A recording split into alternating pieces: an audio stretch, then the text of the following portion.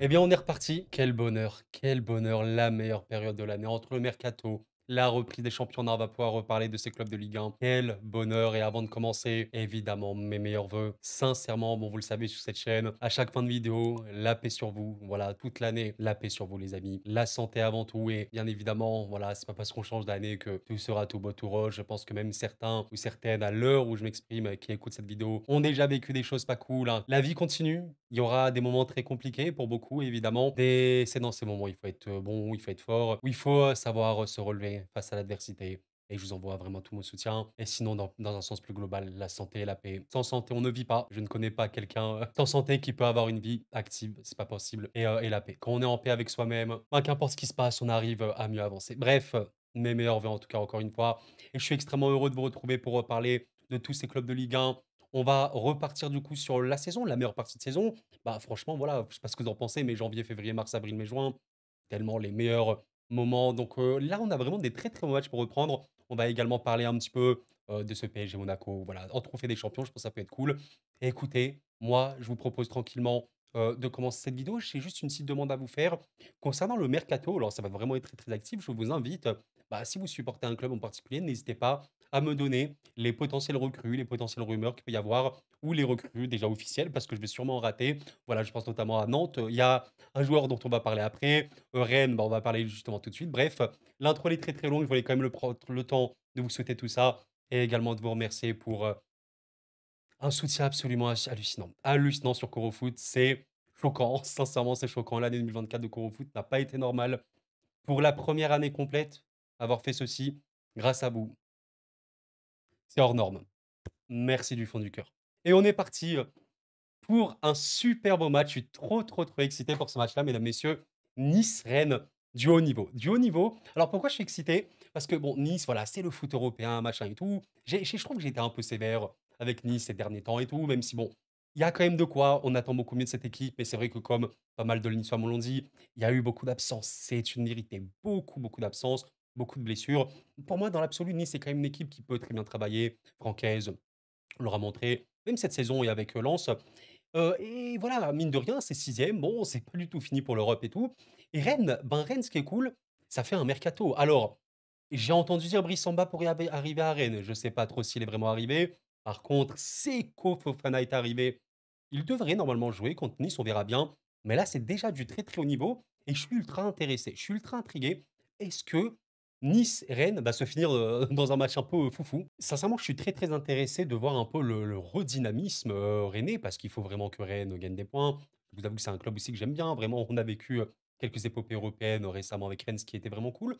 Je tiens juste à dire quelque chose, c'est que à l'extérieur, voilà, Rennes se déplace extrêmement mal. Donc je suis pas le plus rassuré, clairement, surtout que Nice, de mémoire, quand même, reçoit bien. En tout cas, je crois que c'est là où ils ont le plus de points. Les Niçois, voilà, sixième de Ligue 1 à domicile avec 15 points. Ok, 4 victoires, 3 nuls, invaincu. Invaincu à domicile Nice, donc ça dit quand même voilà, que c'est une équipe plutôt bonne. D'ailleurs, je crois que c'est ben, la seule équipe de Ligue 1 avec le PSG.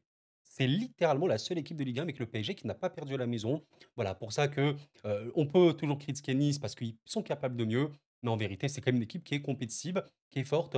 Alors bon, le pronostic en tant que tel, les indicateurs m'indiquent quand même que Nice est plus solide à la maison. Je j'enterrais vraiment pas du tout, totalement Rennes. Alors, est-ce que, Fofana peut directement commencer titulaire et tout? J'ai un peu de doute, pourquoi pas en sortie de banc? Voilà, il fait une entrée, assez impactante parce que c'est vraiment un joueur d'impact, ça c'est très, très clair. Dans l'absolu, je dirais quand même que, au vu des dynamiques, au vu de la confiance actuelle et tout, Nice me paraît être OK, quand même. Notons évidemment, là je vous le dis, pour votre information, oui, il y a un nombre de blessés absolument hallucinant à Nice, c'est très problématique. Alors, il y a quand même une équipe, titulaire qui a quand même, voilà, un beau look, hein, c'est pas mal, du Guessant, du Ndombele entre autres et cetera. C'est vraiment très bon. Guessant en marquant un peu plus de buts serait très, très fort.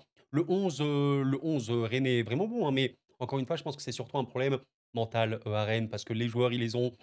Un problème mental et également peut-être un problème de vision tactique ou quoi, je ne sais pas. Ça va être un beau match, dans l'absolu je suis pas le plus confiant, mais je dirais quand même victoire pour Nice. C'est un peu dur honnêtement, je vais pas vous mentir. Je mettrais victoire pour Nice, mais avec une grosse interrogation parce que pour moi Rennes peut quand même bien rebondir. Je crois d'ailleurs que Rennes n'a pas des résultats, voilà, si dégueulasses non plus. Alors il y a eu, une très, très grosse victoire contre Saint-Étienne qu'ils appuient bien, avec un carton rouge, je crois, de Cafaro peut-être, je sais plus. Malheureusement, une défaite lors du derby pour eux qui était chaude. La victoire, contre Angers, ça fait du bien. Tu mets 4 buts contre Bordeaux. Bon, on sait ce qu'est Bordeaux aujourd'hui, voilà. Mais tu mets 4 buts, tu te remets bien en confiance. Rennes, marquer des buts à Nice, pourquoi pas? Mais Nice peut vraiment faire du mal à Rennes. C'est pour ça que je dirais victoire de Nice sur ce match-là. Mais c'est assez serré, honnêtement, du 55, 60-40 grand max. Beau match pour commencer pour la reprise de la Ligue 1. On enchaîne avec le Saint-Étienne-Reims. Alors franchement, c'est un match qui va être super important. Les 2 équipes, je le rappelle, hein, on parle de Reims qui a mis le tableau. Pourquoi pas jouer l'Europe avec 20 points? Bah voilà, Nice est à 24, Lyon est à 25, pourquoi pas? En tout cas, Reims peut clairement faire mieux. Ils ont fait un début de saison canon, un peu retombé malheureusement. Saint-Etienne, c'est urgent, c'est problématique, il faut se maintenir. Certes, c'est une équipe qui est faible en Ligue 1, les Stéphanois le savent, mais il y a quand même quelque chose qui est cool. Ils ont 13 points. Alors, à l'extérieur, bon, voilà, Saint-Etienne a eu un seul point. Vous comprenez, c'est absolument cataclysmique à l'extérieur. 27 buts encaissés. Laissez tomber. Reims, pour le coup, se déplace plutôt bien. Voilà, 7e de Ligue 1 à l'extérieur. Il y a quand même 3 victoires. C'est plutôt bien.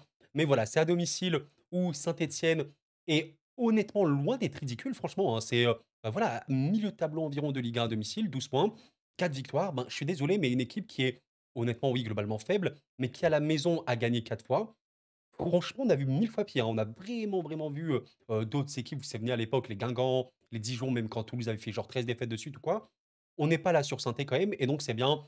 Bon, ça s'explique aussi parce que le chaudron, c'est assez exceptionnel. Tu as aussi naturellement les joueurs qui se donnent un peu plus. Et on m'a posé la question, qu'est-ce que j'en pense de l'arrivée du coach norvégien à saint? Je l'avais évoqué un petit peu avant, mais je l'évoque aujourd'hui ici. Peut-être restaurer un petit peu une capacité un peu mentale à la gagne, un peu rassurer les joueurs, les tranquilliser. Je pense que mentalement, il faut de la stabilité pour saint. Maintenant, on va être honnête, hein, Reims, c'est fort.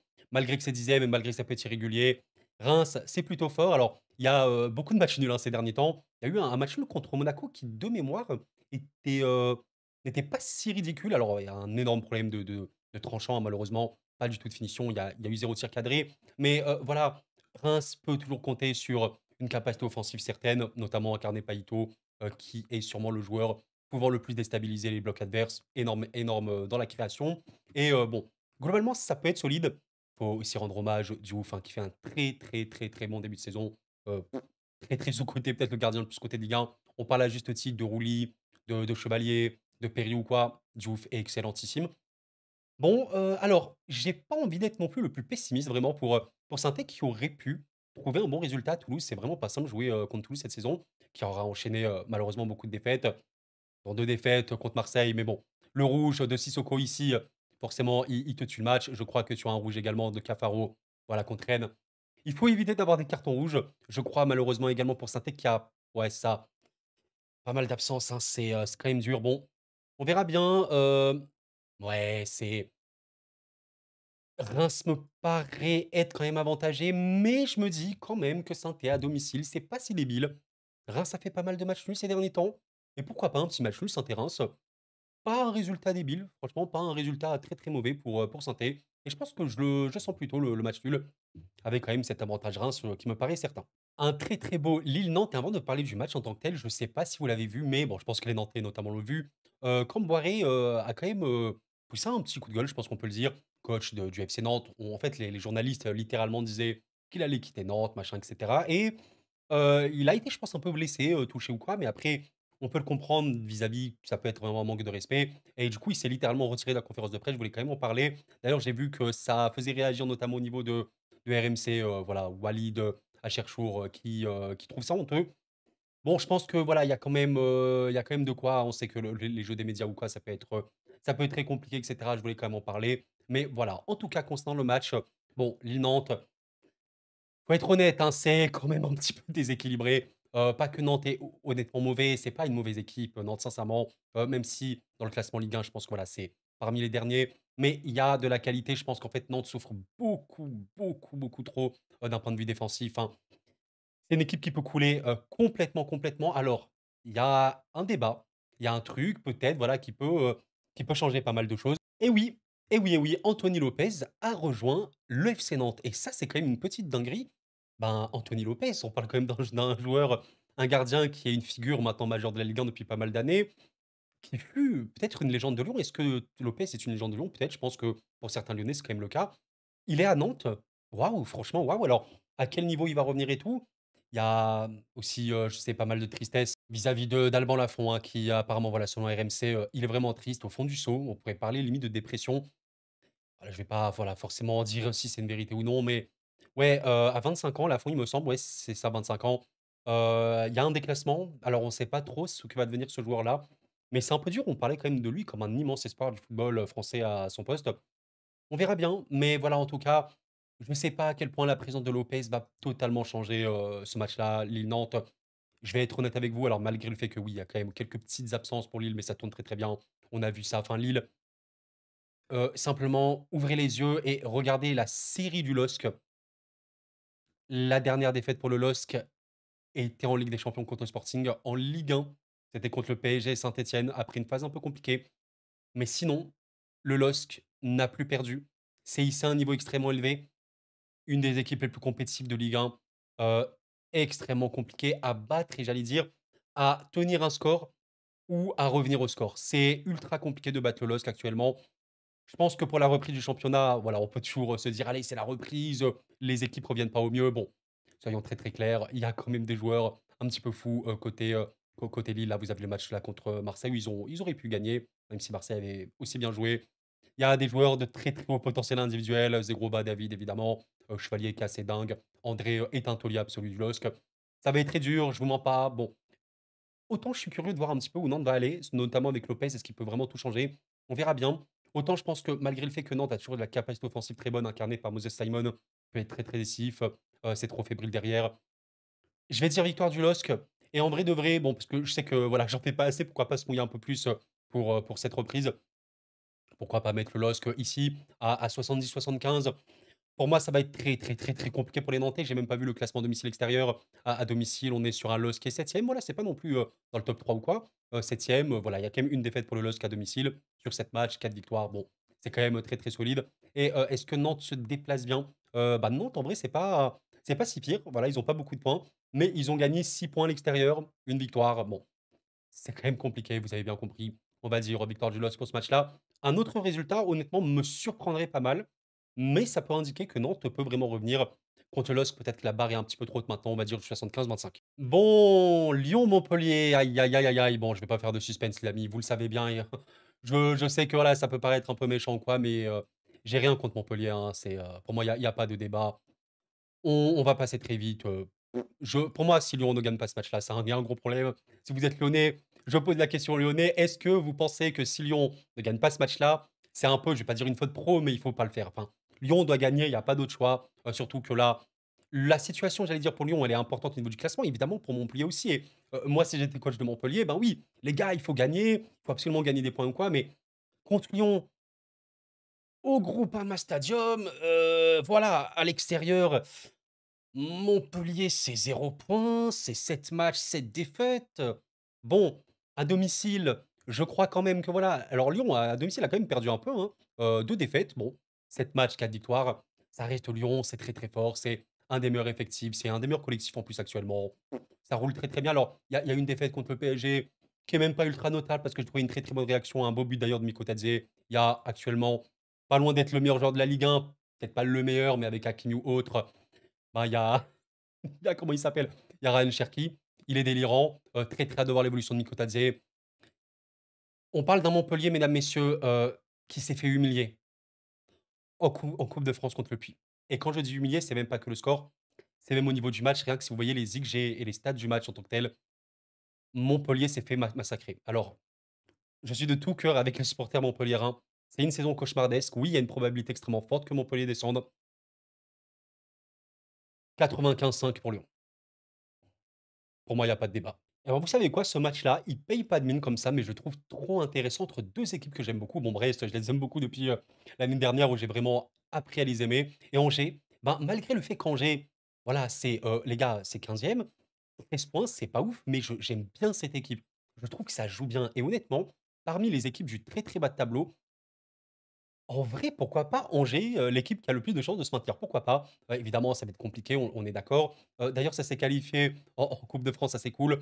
Il y a eu, 2 défaites coup sur coup, même plus, hein, je crois. Non, il y a eu une victoire contre le Havre, c'est vrai. Ils sont déplacés, ils ont gagné là-bas. C'est compliqué pour Angers, en fait, c'est une équipe où il a pas, des milliards de choses à dire, si ce n'est que c'est un effectif globalement limité. Peut-être l'effectif le moins valorisé de Ligue 1? Peut-être avec Saint-Étienne, non, je crois que c'est encore plus bas, parce que Saint-Étienne a quand même Davidashvili.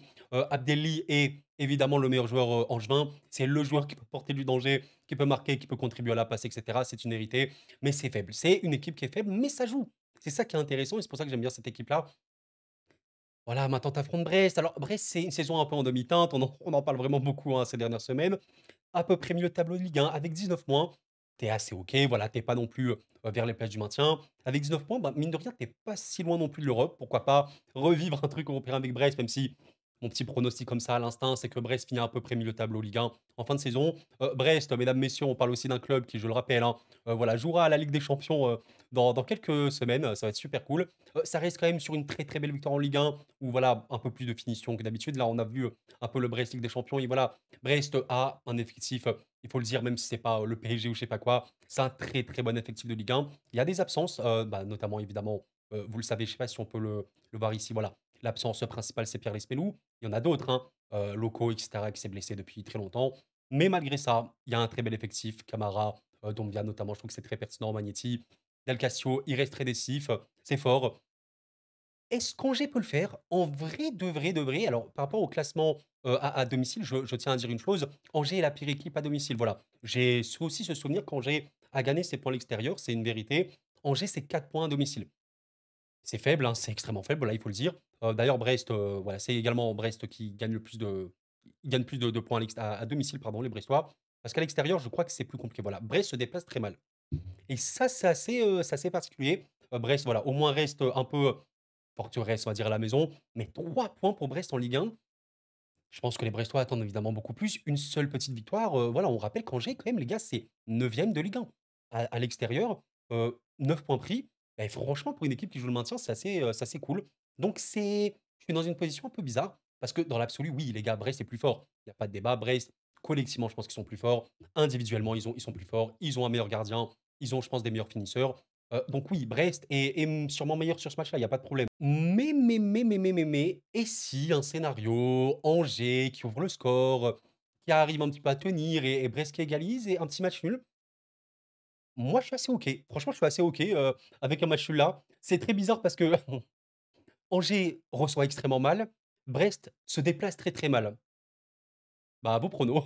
À vos pronos, on va dire un petit match nul pour ce Angers-Brest. Oui, oui, oui, oui, oui, il est de très, très haut niveau ce match-là. Lens-Toulouse a 2 très, très bonnes équipes parmi, évidemment les, équipes un peu phares de ce championnat-là.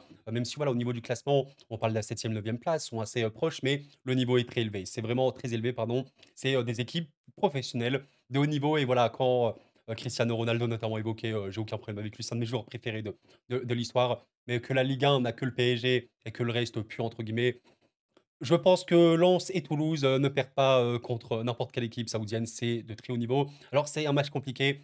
Honnêtement, alors les 2 équipes se ressemblent quand même parce que les 2 sont assez solides.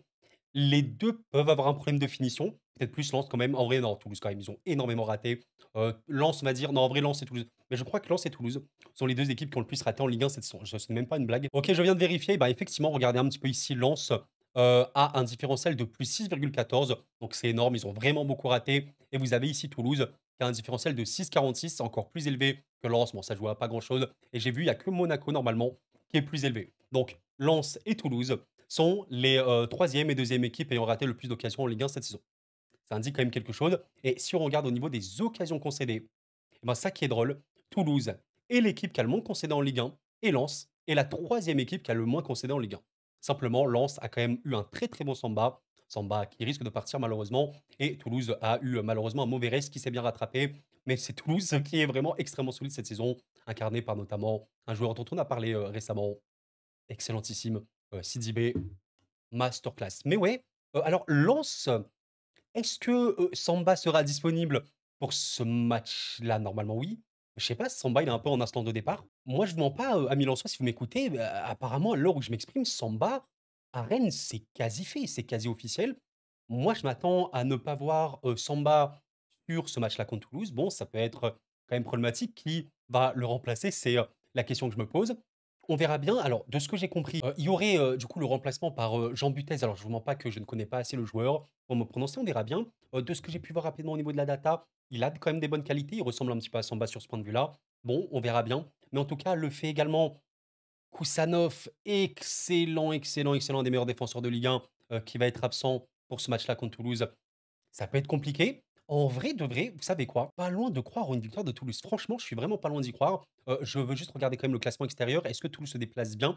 C'est un peu compliqué quand même. Il y a 7 points pour Toulouse, à l'extérieur en 7 matchs, 2 victoires, un nul. Bon, par contre Lens, je crois qu'à domicile, c'était mieux d'autres saisons. Je crois qu'ils ont perdu, pas mal de points à domicile. Ouais, voilà, c'est ça, 12e, 11 points à domicile. 3 victoires, 2 nuls, 2 défaites. On a connu largement mieux côté Lens. En vrai de vrai, je vous mens pas. C'est un match quand même qui sent bien, bien le match nul. Franchement, c'est, typiquement de ce qu'on peut attendre. Des gardiens qui peuvent être, plus ou moins performants, une finition qui peut être un peu décevante. Même si je trouve que dernièrement, peut-être que Toulouse a un peu plus d'arguments. Je ne sais pas si, il y a eu une défaite 2-0 contre Monaco, il y a une défaite contre le PSG, mais je ne trouve pas sur ce match-là qu'ils ont été honteux. Beaucoup de victoires quand même là depuis Montpellier. Bah, regardez, hein, énormément de victoires, très, très importantes. Preuve de la régularité. Pour moi, une équipe qui perd simplement contre PSG et contre Monaco et qui gagne tous les autres, bah, ça indique quand même quelque chose qui est bon. Et enfin, un peu plus de finition, un peu plus de réalisme tout court. Par exemple, ce match-là contre Auxerre, il était excellent. Pas grand-chose à dire. Ils ont quasiment rien concédé. Et sur les derniers matchs, Lens peut être un peu plus malheureux, je te dirais. Encore une fois, il joue bien, mais voilà, le tir au but contre Paris, il fait évidemment mal. Le 2-2 contre Auxerre, où tu as un peu du mal à garder ton score, c'est un peu dommage. Mais écoutez, je pense qu'on va partir sur un match nul avec vraiment une grosse, grosse interrogation sur Toulouse, vainqueur. Je me dis que oui, Lens peut gagner, mais le nul me paraît être assez OK sur ce match-là. Eh ben, écoutez, on a vraiment un super beau match également entre Strasbourg et Auxerre. Strasbourg, une équipe vraiment fascinante à suivre avec tous ces jeunes, et Auxerre, un peu la petite surprise de Ligue 1, avec 21 points, huitième place, c'est cool. Alors oui, il y a une probabilité maintenant que Auxerre redescende un petit peu et se stabilise, mais il faut féliciter Auxerre pour un des plus beaux jeux de Ligue 1, très, très, convaincant. C'est juste dommage, d'une chose pour Auxerre, ouais, ça se déplace mal, hein, vraiment très, très mal. 4 points, 4 petits points à l'extérieur cette saison. Auxerre, Strasbourg également se déplace mal, mais par contre, voilà, je crois que Strasbourg, par contre, reçoit beaucoup mieux. On est, voilà, sur un Strasbourg qui a eu 12 points à la maison, 3 victoires, 3 nuls, une seule défaite, je sais plus c'est contre qui. La défaite, n'hésitez pas à me rappeler. Par contre, ouais, Auxerre à la maison, c'est extrêmement fort, dommage qu'ils ne vont pas recevoir là-dessus. C'est compliqué honnêtement, ce match-là, parce que dans l'absolu, je te dirais que même au niveau de l'effectif, même si c'est plus jeune, Strasbourg me paraît être meilleur. Je te dirais qu'il y a peut-être plus de certitude côté Auxerre au niveau de l'individualité. Donovan Léon, Perrin entre autres, il y en a d'autres. Heu, Après, Strasbourg, un des meilleurs joueurs de Ligue 1 avec André Santos. C'est compliqué, je me dis quand même qu'à la maison, Strasbourg est fort. Voilà, je pense pas qu'Auxerre peut, réussir à inverser la tendance à l'extérieur à Strasbourg. Il faudrait aller chez une équipe qui reçoit mal. Strasbourg quand même reçoit bien, ça peut être très, très, très, très, très intense. Après Auxerre, qui essaie de prendre Strasbourg en compte, pourquoi pas? C'est typiquement le genre de match où, ça peut exploser, hein, les gars, 2-2, 3-3 même limite, ça peut vraiment le faire. Même si, j'allais dire ça peut être fermé. Pour moi, c'est pas forcément le la probabilité la plus élevée que ça soit fermé, parce qu'Auxerre peut vraiment beaucoup contrer et Strasbourg est une équipe, un peu de la folie comme ça avec la jeunesse. Dans l'absolu, je dirais quand même une victoire de Strasbourg à domicile, peut-être un peu plus fort également. On verra bien. C'est assez compliqué pour moi. Honnêtement, c'est un des matchs où je suis le moins sûr. 60-40? Ouais, pas plus, je pense. Le nul me paraît OK. Par contre, victoire d'Auxerre, sans manquer de respect, j'y crois vraiment peu. Après, ils peuvent le faire, hein, pourquoi pas, mais pour l'instant, on va dire, victoire de Strasbourg ici. Bien, et pour la Ligue 1, juste après, on parle de PSG, Monaco. On finit par la Ligue 1, par ce match Marseille-Le Havre. Bon, je sais qu'il y a vraiment beaucoup de Marseillais, sur la chaîne, la paix sur vous, même les Havrais, hein. Je reçois des messages de Havrais, il y a pas de problème là. Maintenant, voilà, bon, c'est un peu comme tout à l'heure pour Lyon-Montpellier, c'est voilà, sans manquer de respect ni rien, mais j'ai beaucoup, beaucoup, beaucoup, beaucoup, beaucoup, beaucoup trop de mal à imaginer que l'OM ne gagne pas ce match-là. Et encore une fois, comme j'ai posé la question aux Lyonnais tout à l'heure, vous êtes Marseillais, est-ce qu'un autre résultat qu'une victoire vous satisferait? Marseille-Le Havre, à domicile, match nul, est-ce que vous êtes content? Soyons honnêtes. Par contre, je pose la question aux Havrais, est-ce qu'un match nul au Vélodrome, vous signez? Bah oui, ils signent. Je tiens quand même à refaire, évidemment remarquer quelque chose. Oui, à la maison, Marseille a eu du mal cette saison, mais revient bien. C'est pour ça qu'il faut aussi regarder les dynamiques. Bon, voilà, on le dit sur cette chaîne, vous savez qu'on parle beaucoup de l'OM. L'équipe revient très, très bien. Il y a eu beaucoup, beaucoup de problèmes à domicile ou quoi. Bon, tu as fait un match contre Monaco, il était très, très, très, très, très bon. Tu as fait un match, contre Lille à la maison, tu aurais pu gagner. Lille, bon, le match au final peut être assez logique, mais tu as été également assez performant. Tu enchaînes, tu es honnêtement une des meilleures équipes de France actuellement, il y a pas trop de débat. À l'extérieur, je crois que tu es la meilleure équipe d'Europe, hein. Je j'avais vu un truc comme ça, mais à l'extérieur, c'est absolument choquant. On est sur du ouais, voilà, même la Ligue 1, à la maison, à l'extérieur, il y a pas de problème. 21 points, enfin même, plus que le PSG, c'est assez dingue. Par contre, voilà, je voulais juste revoir, voilà, Le Havre, c'est quand même bien déplacé. C'est quand même à noter, on peut le dire. Le Havre, je l'ai oublié de le dire, mais c'est évidemment, très, très compliqué, hein, soyons bien clairs. Ça joue le maintien. C'est une des équipes les plus faibles de Ligue 1. On parle d'une équipe qui, je le rappelle, est 17e, 12 points, 29 buts encaissés, mais surtout 11 buts marqués. Une des équipes les plus inoffensives, malheureusement, de Ligue 1, qui a beaucoup, beaucoup, beaucoup de limites dans le sens global, qui est même sorti de la Coupe de France. C'est dur, hein, qui a pris un 3-0 à la maison contre Strasbourg.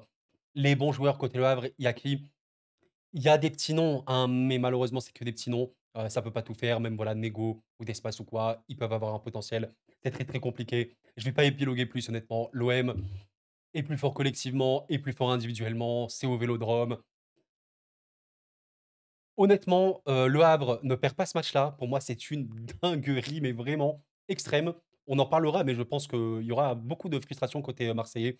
Et voilà, ça doit être un peu: «Il faut faire le taf». Vous voyez cette phrase de: «Il faut faire le taf»? Peut-être que les Marseillais auront un peu la flemme après la reprise du travail et tout, après, les vacances et tout, le passage de l'année, 24 à 25, mais ils sont plus forts et voilà. D'ailleurs, au niveau du classement, oui, voilà, quand même, ils peuvent revenir à 7 points du PSG. Je vois pas du tout l'OM, manquer cette occasion-là et on va dire victoire. J'ai dit quoi? 95-5 pour, OL Montpellier? Ouais, je dirais, 85-90-10 pour l'OM Havre sur ce match-là. Et enfin, le petit match bonus parce que j'avais pas pu parler du fameux, bah, PSG Monaco qui a eu lieu. Monaco PSG plutôt en Ligue 1. On va parler du coup de ce trophée des champions qui fait un peu polémique et tout machin, parce que c'est à Doha et tout. Bah, je suis d'accord honnêtement avec, les gens. Pourquoi? PSG Monaco, trophée des champions, ça a lieu à Doha, Qatar, propriétaire du PSG et tout. Je sais pas honnêtement les gars, je ne sais vraiment pas. Que voulez-vous? En tout cas, ouais, je pense que le PSG sera un peu à domicile, hein, clairement. Il y a aussi beaucoup de supporters, là-bas. Maintenant, voilà, si on parle du match en tant que tel, soyons très clairs, ça va être un beau match. Je pense que Monaco a les armes, ça reste Monaco. Deuxième équipe la plus compétitive de France, il y a débat et tout. Même si voilà, c'est vrai que ces derniers temps, Monaco avait connu, une série, absolument hors norme sans perdre pendant des mois et des mois et des mois. Bon, depuis il y a eu Nice, Angers, Benfica lors des matchs qui, d'un point de vue arbitrage notamment Benfica qui est abominable. Défaite contre Marseille, défaite contre Arsenal, évidemment c'était compliqué. Défaite contre PSG. Il y a eu des défaites, il faut le dire. Ça reste une équipe, voilà, assez énorme. Bon, l'Union Saint-Jean, s'est fait, atomisé, il y a pas d'autre mot. Ça reste, ouais, offensivement parlant, n'importe quoi. D'ailleurs, je crois qu'au niveau des XG, voilà, PSG est évidemment largement devant au niveau des XG, mais Monaco, 33 XG sur la saison, c'est énorme. C'est l'équipe qui génère le plus d'occasions après le PSG, mais qui a pas mal raté et c'est un peu la tristesse qu'on peut avoir côté monégasque. C'est une équipe qui pourrait être bien meilleure avec plus de finition. Par exemple, voilà, ils ont mis 4 buts contre l'Union Saint-Jean. Les Monégasques qui ont vu ce match-là, est-ce que si je vous dis 8 buts pour Monaco, ça aurait été n'importe quoi? Bah non, en vrai, ça aurait été totalement possible, mais ça vendange beaucoup. Il manque un méga gros buteur à Monaco. Il faut un buteur à Monaco. Vous mettez un mec qui peut enchaîner énormément de buts, genre un Jonathan David, masterclass.